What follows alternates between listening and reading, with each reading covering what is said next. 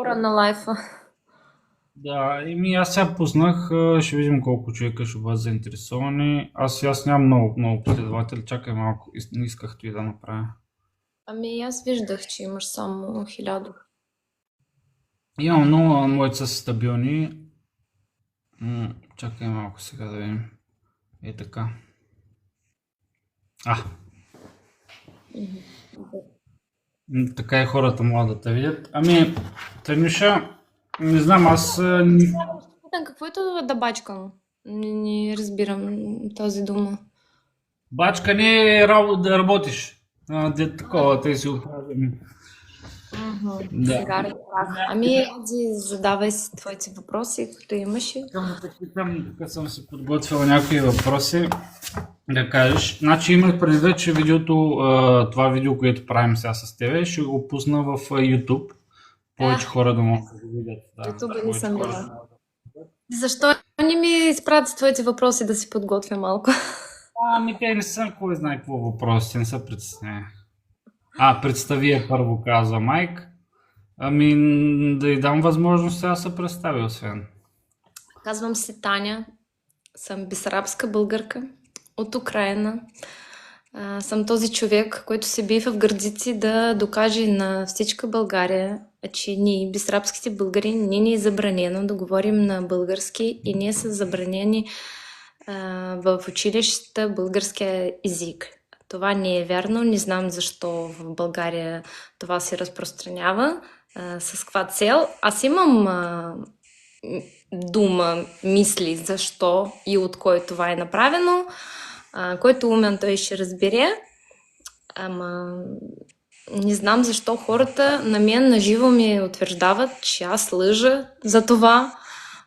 Не знам какъв смисъл аз да лъжа, нямам никакъв смисъл да лъжа. Ето така, кратко. Кратко. Кажи на колко години си? Ни в един лайф не съм казала на колко съм години и в този няма да кажа. Добре. Колкото си са моите. Не, това просто въпросът беше за аудиторията да знаят с кого разговарят. Както и да е. А, Достатъчно. Не са малко и не са много.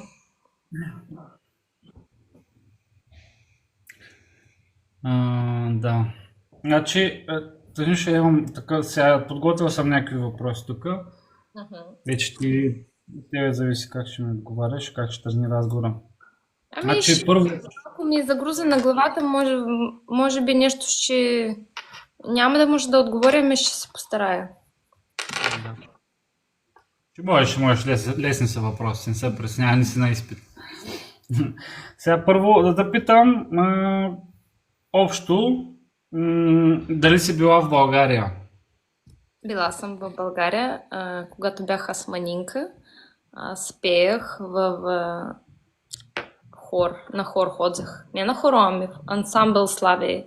Пеех, бях солистка, лауреатка бях неоднократна. С ни довадали в България на фолклорни фестивали и с ни пеели много пъти в Варна, Албена, Добрич.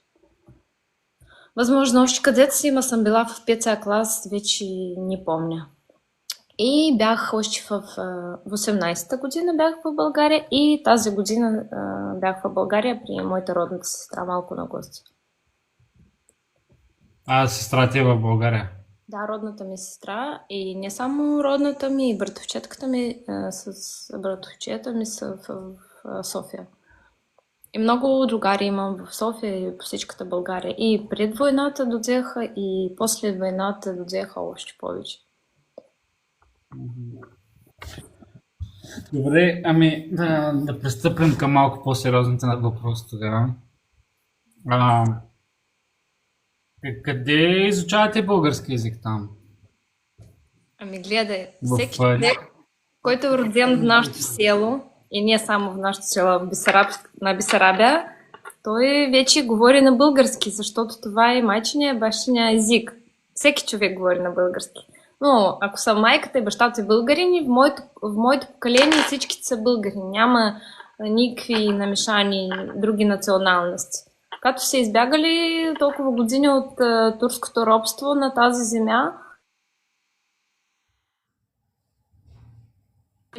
Нямам и никакви други националности. Аз съм бесарабска българка и естествено аз говоря от манинка на български език, ама в школата ние учихме и сега децата учат български език и българска литература. Ама в А, по-специално училище ли е или има някакви по-специални български училища? ние в нашето училище, Значи имаме, във всяко училище, така ли да разбирам? да, във всяко училище на Бесарабия има, се учи български език и българска литература. И в моето училище имах 3 учителя. Които преподават на български. Да, така. Много ми пишат, че пиша с грешки. Да, знам, защото български език аз не го практикувам да пиша на литературен език или да говоря на него, защото нашия език малко и друг, той е различен. Има малко разлика от вашия български в България, защото този език и старобългарски, като са дошли там нашите баби и дядови, както си го знаели този език, той си остана. Възможно ние сега, младото поколение, имаме много руски думи, разбира се, като вие в България имате там други различни думи, те и ние имаме младежа, те да кажем. Да, вие си имате някакъв ваш български диалект, да кажем. Да, защото когато съм слагала моята баба в там някакви клипчета отдавна, аз в моя TikTok не само сега говоря на български, сега възможно говоря повече на български литературен, се старая, знам да ме разберат повече хора, ама в моя TikTok сякаш имаше български песни, някакви обичаи съм показвала. Сякаш се гордеех, че съм бесарабска българка, си поддържаме всичките традиции, на всички разказвах. Всеки за мен знае тук, че аз съм българка и някой мислиш, че когато казвах, че съм българка, мислиш, че съм от България. Ами кога ще си отаваш? Ами викам, къде да си отавам? В България. Викам, да, живея тук в Украина, не в България. И какво исках да кажа, че когато имах клипчета с моята баба, много хора пишеха, че много ми е приятно, си спомнях баба ми, тя вече го няма, те ми беше приятно да чуя твоята бабичка и така нататък. И казват, че моята баба е говорила на истински български, пък аз не. Защото имам възможно някакви руски думи. Да, значи той е Бесарабския регион, доколкото разбрах, е предимно населен с българи там и Но вашата не само в среда Украина, и в Молдова. е в Молдова. Но вашата среда е така, че вие там си говорите на български един с друг. Да. Разбира се, всякой говори на български един с друг.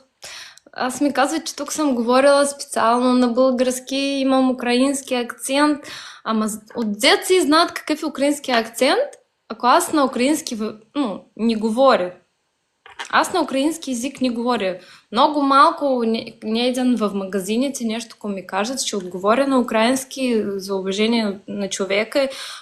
По настроение може и на украински, може и на руски, ама на украински аз не приказвам. Руски може да е. Ами, доколкото сега, както ми обясняваш, предполагам имате някакви такива български заведения, където се събирате също. Аз видях, че пускаш лайв стримове. От Одеса ли беше, където имаше българско шоу там? Не, това беше в моето село Чеши. Беше празник на Коледа, коледен концерт. Ние празнуваме Коледа 7 януари. Като си празнуваха сявгаш моите майка, баща, баба, дядо и мисля, че ти са, колкото ще бъдат ти, толкова ще празнуваме 7. Може и аз ще празнувам до всичкия живот 7 януари. Може ще премина на 25. Никой нищо не знае, не ще да се зарекавам, так да кажем, не знам по-български как е това слово. Ама и има концерти у нас достатъчно. Вчера се така имаше концерт. Моята майка ходи пее тоже в този хор.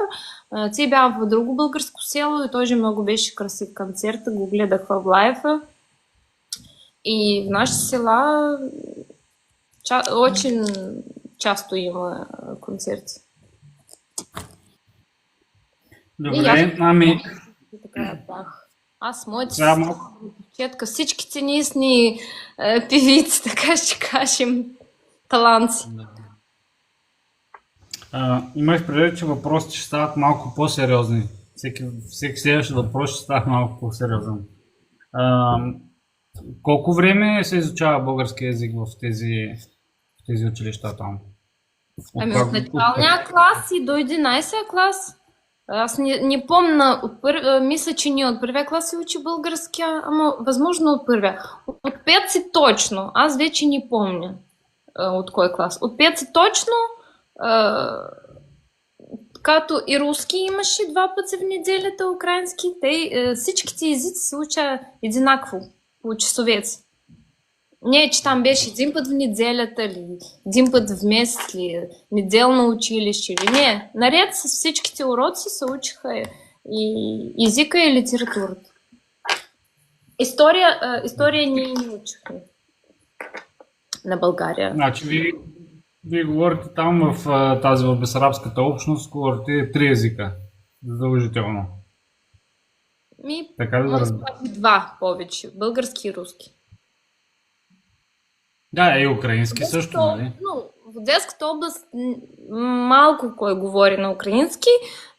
Като се случи войната, много минаха на украински език, ама така Одеската област тя е рускоязична.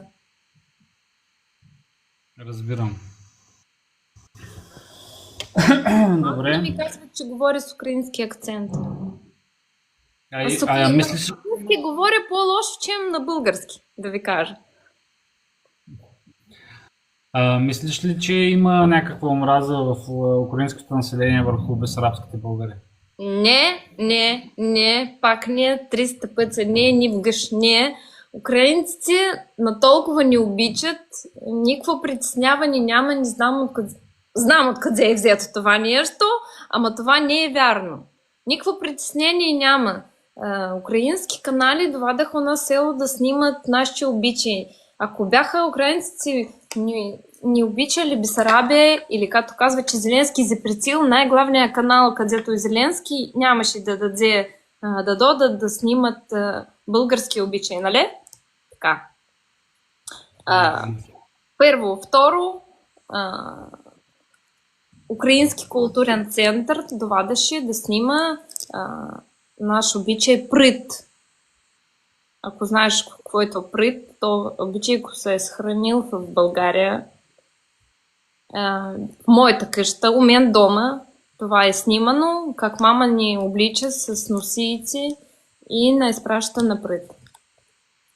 Мисля, че така нямаше да довада Украинския културния център да снима българи, ако не обичат българци. Разбира се, че не е верно. Значи аз имам още един въпрос тук от моите въпроси, които съм си подготвил и след това ще преминем към въпросите на хората. Това са мои приятели предимно в чата. Какво ще кажеш? Ще се върнем после. Или последователя мои имат. Така ли? Право ли разбирам? Моля? Мои 4 само последователя има, така ли? Не знам. При мен изписват, че има 50 човека. Няма разница. Така, какво ще кажеш за Курска област? Защото доколкото разбрахме, има доста информация там.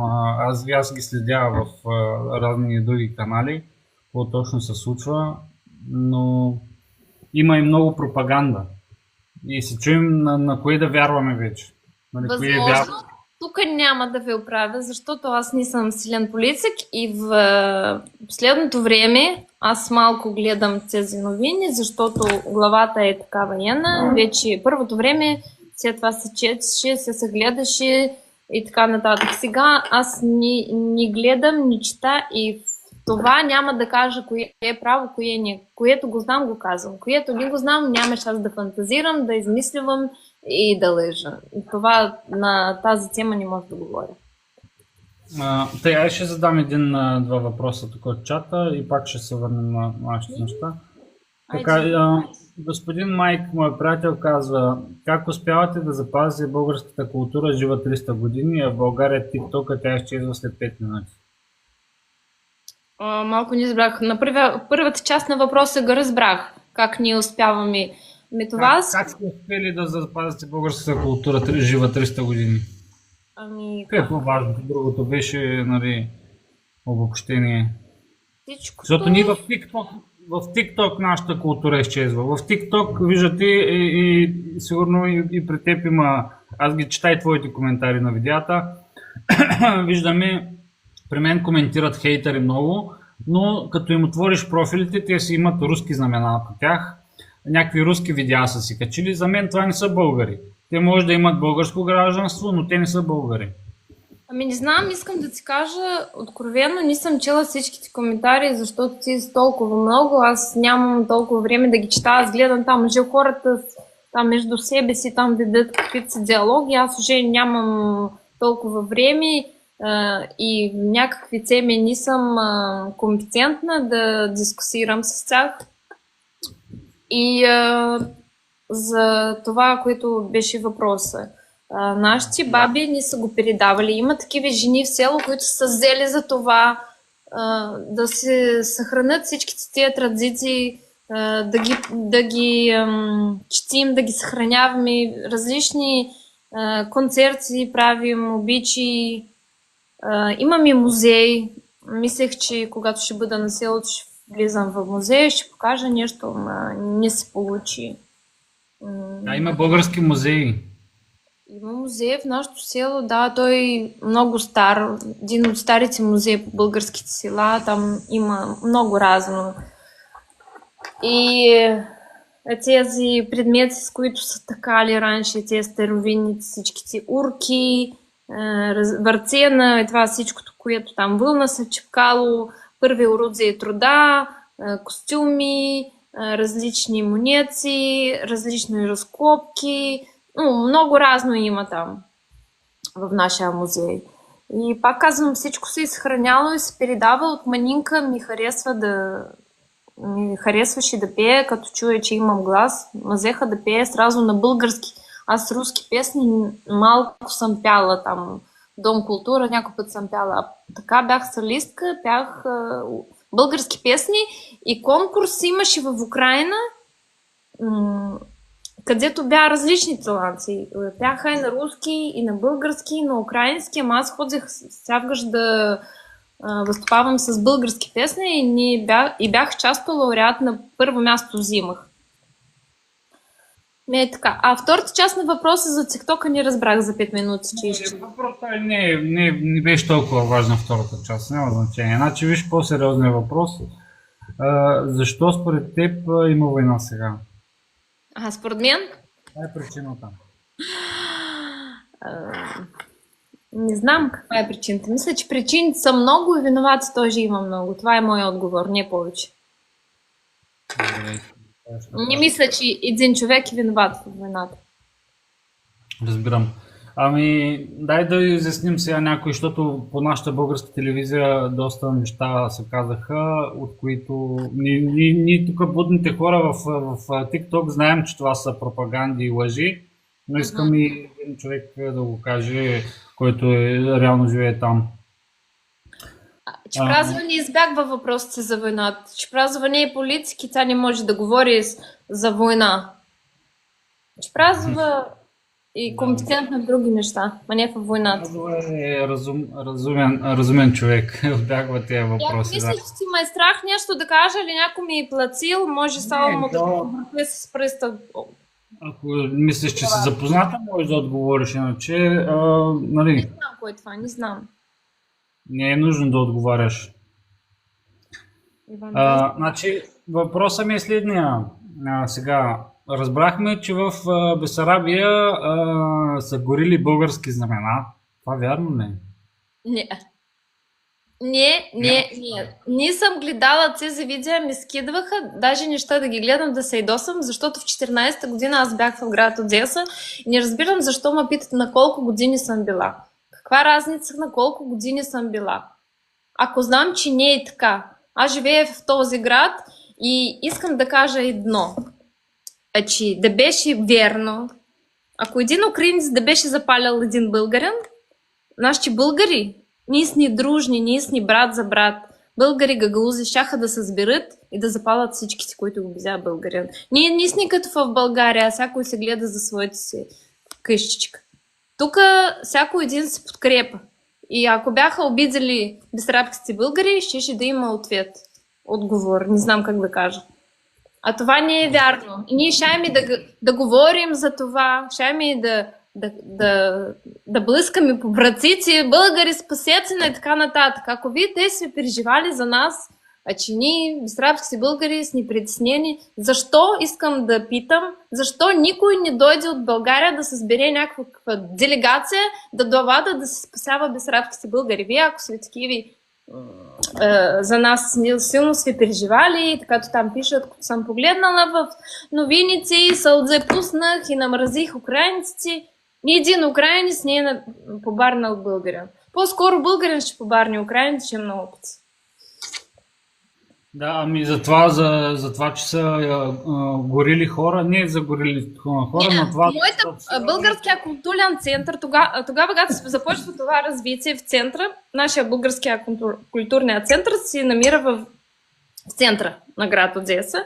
И когато се започнат тези събития по футбола, когато взе там да палят различни неща, просто един коктейл попадна в циклото на българския културния център. И само прозорец само се чупи и все. Моята братовчетка там беше нищо, жив свидетел, който може да каже, че това, не може да каже, тя го казва, че нищо там нема повече. Само щупен прозорец. Все. Българският център не е горял, никой българин не е запален. И не знам откъде взимат тези имена на якобы бесарабските българи. У нас на Бесарабията няма такива имена даже. Това са измислени. Защо са измислени? Пак защо? Аз знам защо. Но искам другите да разберат малко, да се включат акъла, мозъка, сивото вижте. Аз също знам, и ние тук в моите приятели също знаем тези неща, но хубаво и когато ми пишат, извинявай, че те перебивам, аз имам запознати бесарабски българин. Той каза, че това е вярно. Дайте ми го този бесарабския българин да ме погледна в очите, да го питам кой той му изгоря. Защо говорят так? На опит си говорят. Или има та Калина болна легнала, тя днеска ми пише там. Аз си казвам, заповядай, яла у нас в Украина, ще заведа във всяко едно училище, на всяко един български урок, и колкото класове има, толкова ще блъскам по стените с главата. Защото тя ме ядоса много силно. Тя се утвърждава, че тя знаела новини, гледала телевизор, гледала, още не знам какво. Въпросът е, че ние имаме в България такава медия, която също е служител на Москва. И хората още в България не искат да го проумеят, че тая медия е лъжовна медия. Доколко трябва да бъдеш прост да хваташ вяра на медията? Ами, има. Добре, един по-такъв въпрос, защото и аз съм го виждал това видео и аз бях шокиран. За едни войници бяха обстрелвали там във вашата област, бяха обстрелвали с оръдие българи там. Нещо да знаеш, през 2014 година се развива това събитие. Още един път не разбрах. Кой? 2014 година едни войници под претекст, че бяха украинци, бяха обстрелвали региона там с Бесарабия. Още такова не съм чувала. Това за мен е... Аз тук много ново разбрах вече, ама това не знам. Ами защо? Аз знам по принцип защо, защото явно някой ми е бил платил да го направят. Никой няма да тръгне така от нищото, някой да ходи да... Мало такова. Ако беше имало такова, пак си повтарям, ние щяхме бесарабските българи да знаем за това и ще да има разплата. На български има ли слово разплата? Да. Валери казва и той казва, че нямало такова нещо.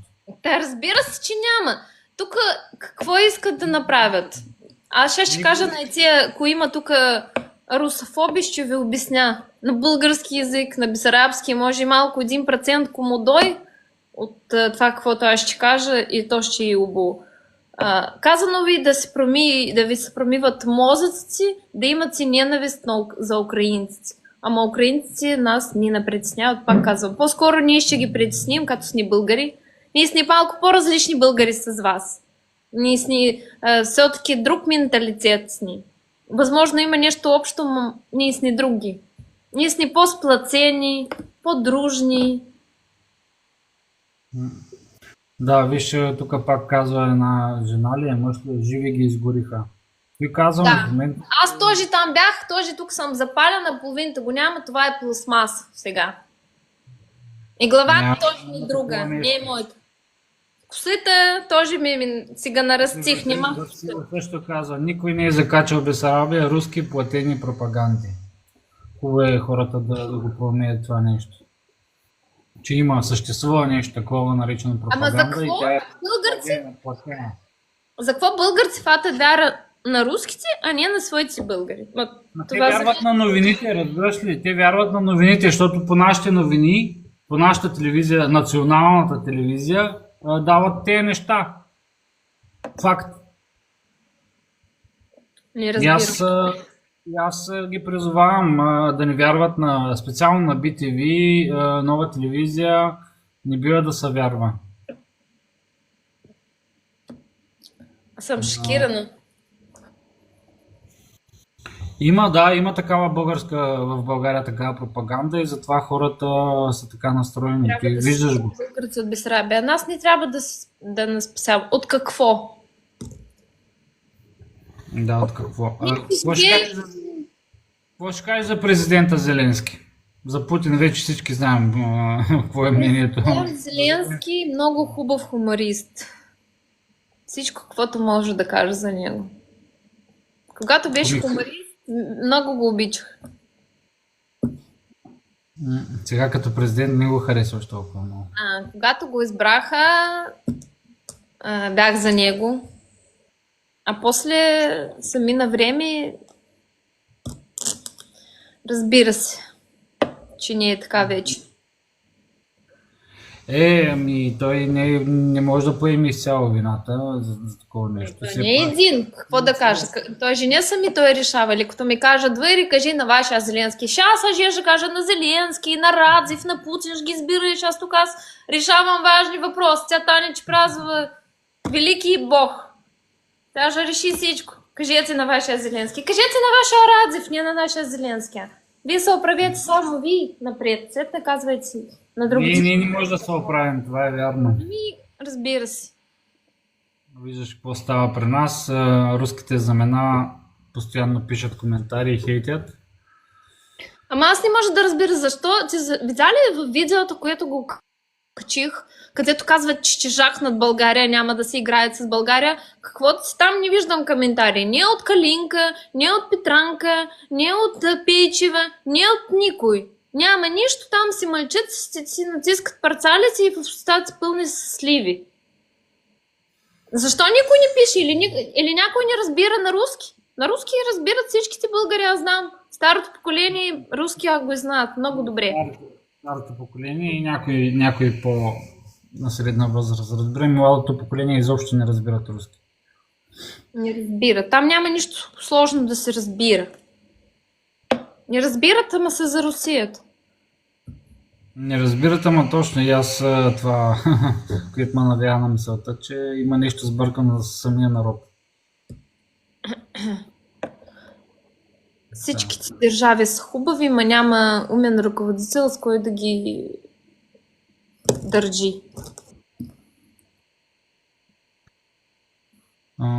И казаха там в интервюто, че ще се разбират сейчас.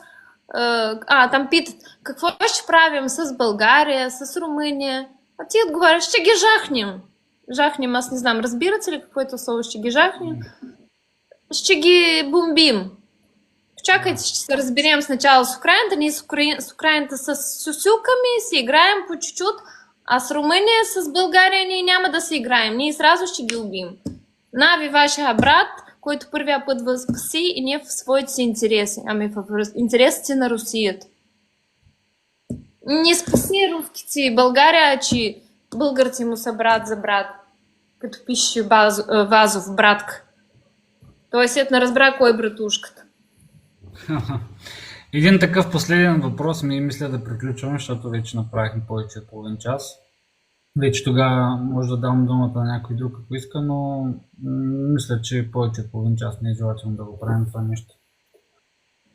Кирилицата е наша. Разбира се, че кирилицата е наша. Най-преж беше кирилицата и руските. Какво ще да правят без кирилица? По-спокойно го давайте, Нюша, не се нервирай. Има ли такива Нервирам хора? се, защото не разбирам. Аз знаях, че има прости и глупави хора, ма не знаях, че в такова огромно количество. Повече са, колкото мислиш, да. Щом имах предвид, че имаме в България следващия ми въпрос. Защото аз имам така една инициатива за България да премахваме съветски паметници в България, на територията на България. Вие имате ли съветски паметници останали от времето на социализма, СССР? Мисля, че понякъде има. Те ги мащат, ама има даже ми се каже, че в Киев има до този големия паметник, там има тази звезда, руската. Петолъчка. Казва. Петолъчка. Не знам как се казва, но там има той. Е зачуляно, заболяно, да не се вижда, ама то го има. Мисля, че има, още не е за... Закрит е паметника с някакво покривало. Това ли искаш да кажеш? Да. Ясно. Не знам, у нас в Болград никакви паметници, там тоже никой нищо не е мащал. Както ми пише там, че заливани с краски, не знам с какво. В Болград си така живеят българи и никой нямаше да пусне там да правят някакви пакоси. Разбрах. Мисля, че това беше за днес, Таня. Ако искаш нещо, Танюша, ако искаш нещо допълнително да кажеш, заключително думи. Искам да пожелая на всички здрави, любов, късмет, добро, да бъде всяко един, да има добро сърце, чисти помисли, да има мир на тази земя, на никой не желая война. Аз, като бях малка, там сядаме да едем и там баба казва или дядо, дай Боже, да има мир. Какво се гълчат за този мир? Да е мирно времето, да има мир. И сега, когато стана войната, аз разбрах защо все едно на всичкото продължение, колкото аз има, за всяко една маса, за всяко един празник беше тоста за мир. А сега той стана още по-актуален. Искам да пожелая на всичките мир, никой да ни бомби, да ни жаха и така нататък. На всичките всичко най-хубаво. Искрено желая. Добре, много ти благодаря, че се отзова на поканата ми. Успяхме да проведем един такъв хубав разговор, информативен за хората. За хората, които сега влизат, да кажа, че този разговор ще го публикувам в YouTube. Ще може да се огледате. Колкото Дръжи пъти там, си да блъскам с главата по стената. Колкото на пъти емоции. си искате да ги гледате тези неща. Да, продадени украинци, да. Продадени с ни.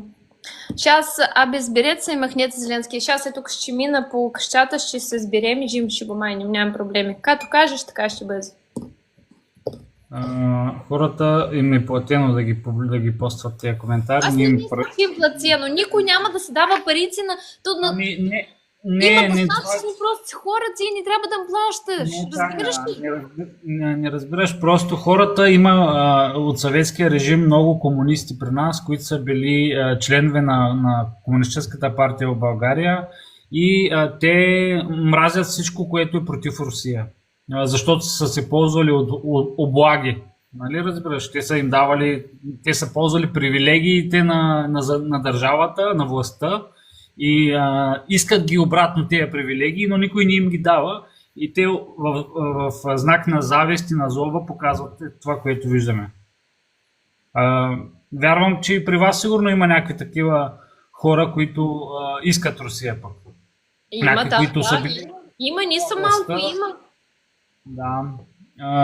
Били са от страна на властта такива към комунистическата партия в Украйна и получавали са облагите и сега те са тези хора, които пропагандират, палят знамена, те са хората. Това, което предполагам аз. Защото Възможно.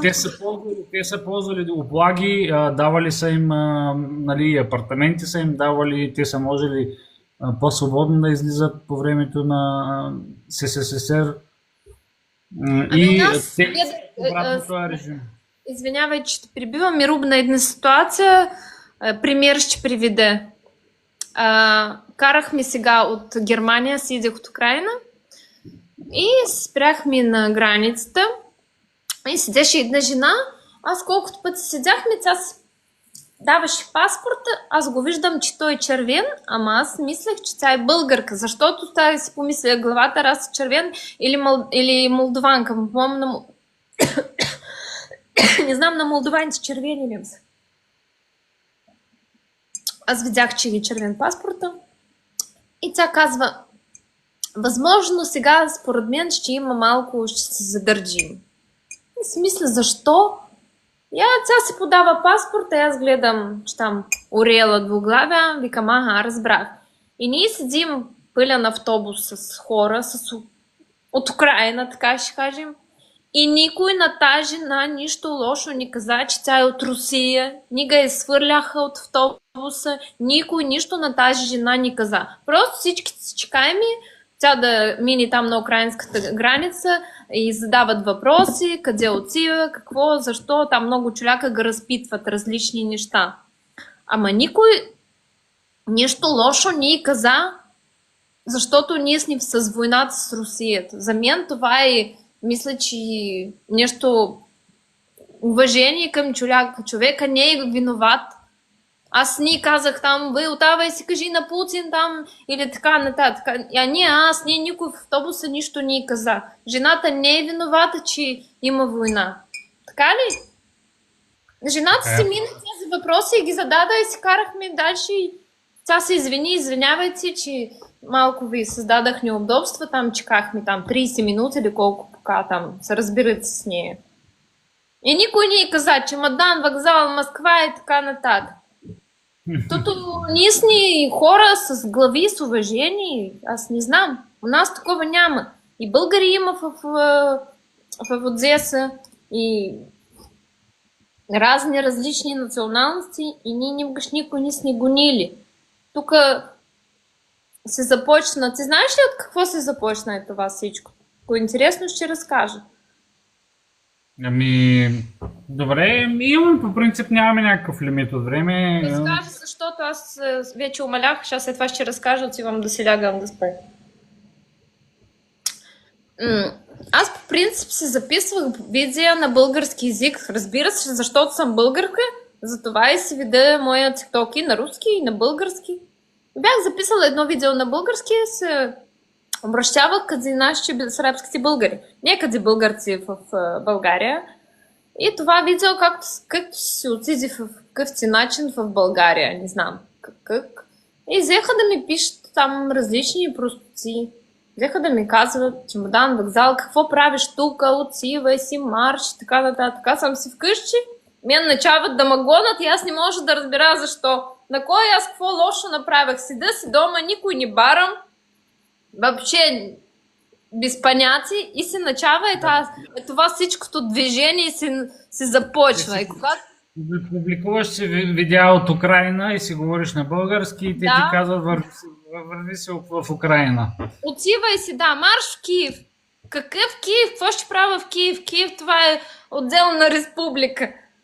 Ну, не республика, но ние сме въобще нямаме никакво до украинци. Ние сме българи и там ми задаваха въпрос, сега където ходиш, как си казваш, си украинка или българка? Аз съм българка.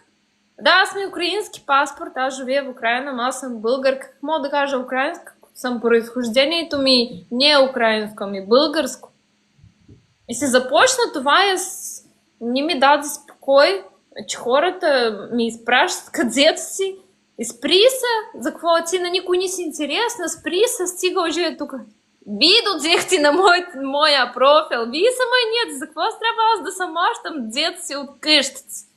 И след това взех се подигравам с тях вече на шаги, ама аз разбирах, че хората това го гълтат и разбрах, че на тях каквото ще им казваш, аз може да кажа, че съм японка и ти ще ми фана, вяра, че аз съм японка. Мога да кажеш там още нещо ти, изяда го все. И разбрах, че, че лоша е работата, много силно.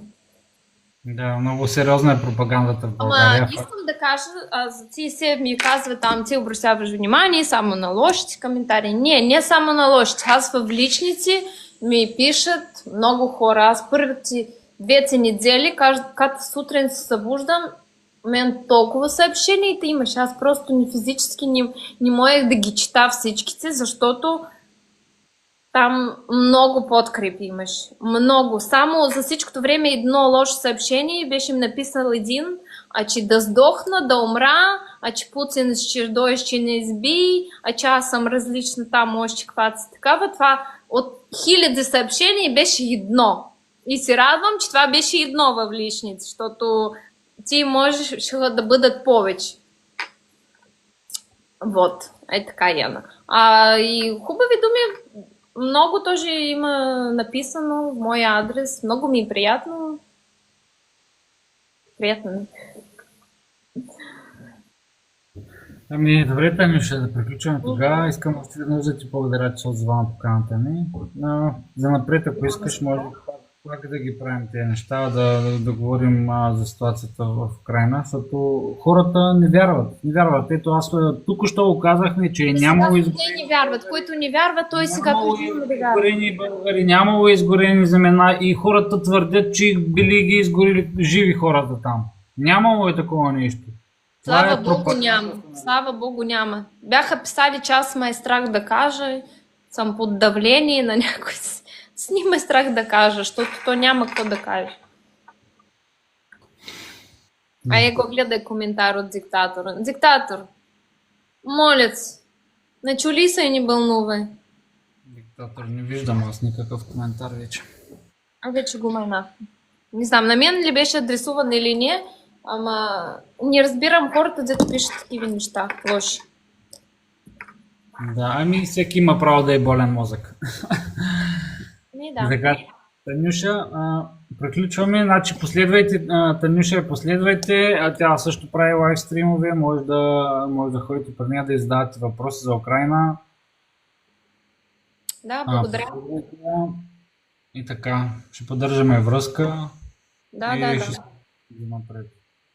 Все. Довиждане. Благодаря за вниманието, благодаря на теб, че дойде. Хубава вечер на всички. Взаимно на вас.